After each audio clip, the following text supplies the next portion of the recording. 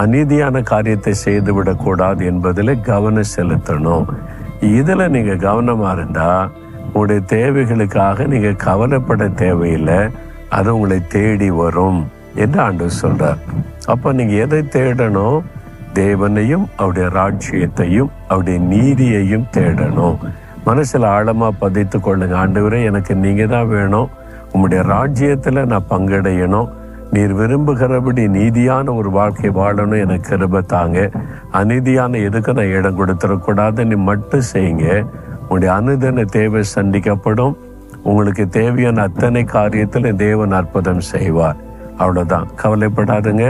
ஆண்டவரை பார்த்து சொல்லுங்க, ஆண்டவரே, முதலாவது நீர் தான் எனக்கு வேணும், உங்களுடைய ராஜ்யம் எனக்குள்ள வரணும், நான் மரணத்திற்கு பிறகு உங்களுடைய ராஜ்யத்தில் பங்கடையணும், நான் நீதி உள்ளவனாக உம்மை போல நான் வாழ என்னை ஒப்பு கொடுக்கிறேன்.